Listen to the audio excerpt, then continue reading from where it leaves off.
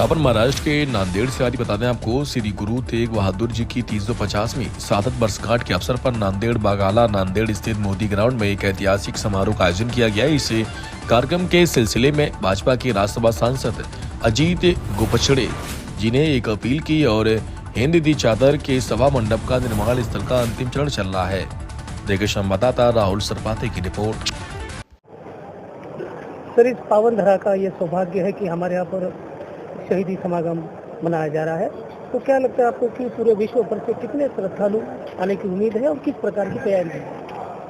गुरुद्वारा सचखंड साहिब नाम से जाने वाले इस नांदेड़ नगरी में गोदावरी जी और हमारे संत श्री गुरु गोविंद सिंह जी के वास्तव से पवित्र इस नगरी में इस समस्त जगत में जिनका नाम बलिदान के लिए लिया जाता है, ऐसे श्री गुरु तेग बहादुर जी का 300वां शहीदी समागम प्रोग्राम जो आयोजित किया गया है, इसको दुनिया भर से बहुत से भक्त आने वाले हैं।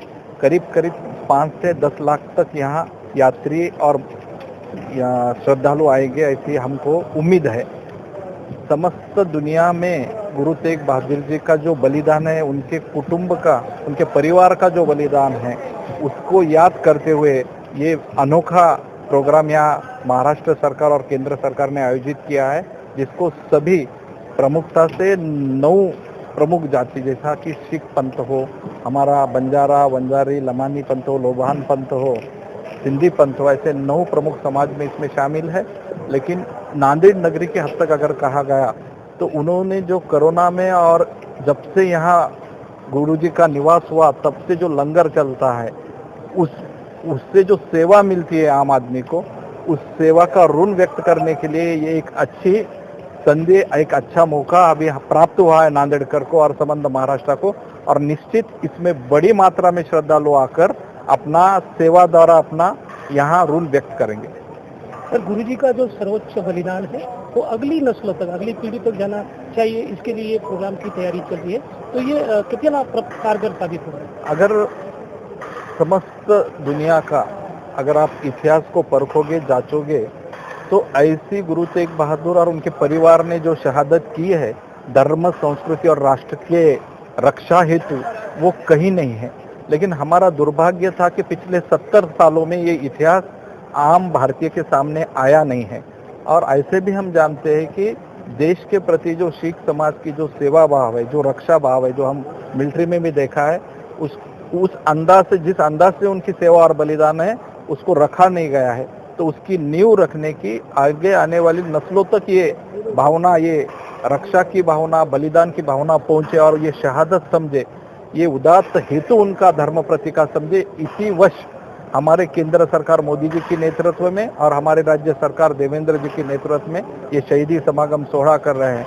हमारे कतरा कतरा में हमारे आने वाली नई नस्ल में हिंदुत्व, धर्म रक्षा और सिख पंथ का बलिदान उनके खून में समा जाए, ये इसका मुख्य उद्देश्य है। Thank you. वाहेगुरु जी का खालसा, वाहेगुरु जी की फतेह। मी राज्यसभा खासदार डॉक्टर अजित गोपछड़े हिंद की चादर या शहीदी समागम परमपूज्य श्री गुरु तेग बहादुर जी यांच्या शहीदी समागमाच्या निमित्ताने या पुण्यनगरीमध्ये परमपूज्य गुरु गोविंद सिंगजी महाराज यांच्या या पवित्र आणि पावनभूमीमध्ये देश विदेशातून येणारे अनेक शीख यात्रेकरू, विविध जातीपंथाचे आमचे संत महंत, सर्व धर्मगुरू यांच्या माध्यमातून एक सगळ्यात मोठी पवित्र अशा प्रकारची सेवा नांदेड जिल्ह्यामध्ये आंतरराष्ट्रीय क्षेत्राच्या दृष्टिकोनातून होत आहे। तर अनेक या भागातील तेलंगणा, आंध्र प्रदेश, महाराष्ट्र, उत्तर हिंदुस्थान, दक्षिण हिंदुस्थान व तसेच विदेशातून येणाऱ्या सर्व यात्रेकरूंचं मी मनापासून स्वागत करतो। नांदेडकरांना अशी विनंती करतो की हा ऐतिहासिक दिवस, पवित्र दिवस आपल्या दृष्टीने गुरु गोविंद सिंगांच्या कृपेने आणि गुरु तेग बहादुराच्या शहीदी समागमाच्या निमित्ताने आपल्याला हा पवित्र दिवस लाभलेला आहे।